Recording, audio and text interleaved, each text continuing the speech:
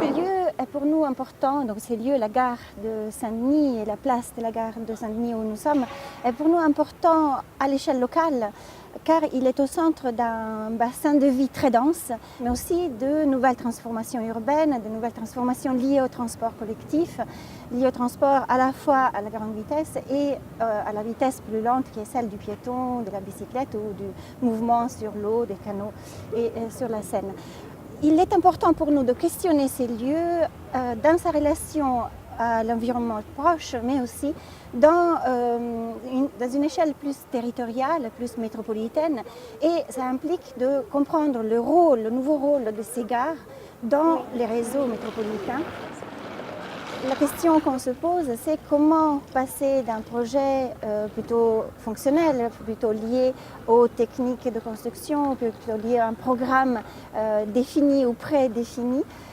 Comment ce programme, ces techniques peuvent aussi accueillir l'expérimental, comment on peut accueillir la pensée des utilisateurs d'une gare, pas seulement la pensée, mais aussi les images, l'imaginaire, les sensations liées et les rêves liés au mouvement, au transport qui, de chez soi, amène à l'ailleurs.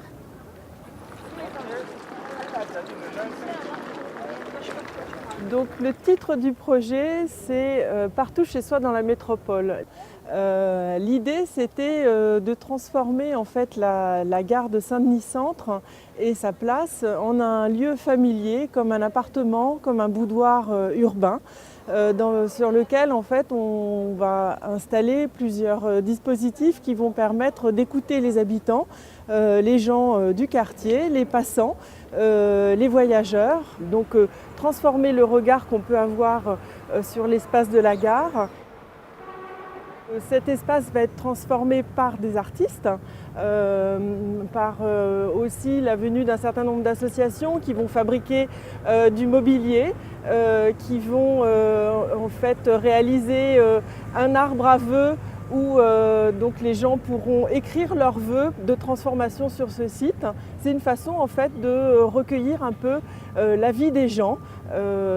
pour un espace qui est quotidien pour eux et qui fait partie absolument de leur vie. Alors, les premiers acteurs locaux à avoir accueilli le projet avec enthousiasme sont les acteurs politiques, donc surtout la mairie de Saint-Denis, qui a trouvé que notre projet s'inscrit dans la continuité de leurs propres ambitions de transformation du quartier Gare Confluence et donc dans leur démarche et dans les travaux qui sont en cours pour la transformation de la gare. Ensuite, ce même projet est porté par l'association Le 6B, avec qui nous travaillons également pour organiser les performances qui seront présentées le jour J et qui ont aussi une dynamique de co-construction avec les habitants et donc qui proposent de voir le projet d'architecture et le projet artistique d'une autre manière et par le regard des habitants. Toute cette démarche a été le fruit de beaucoup d'échanges et nous avons beaucoup échangé avec Jean-Pierre Charbonneau qui est un urbaniste qui a travaillé sur la piétonisation de Saint-Denis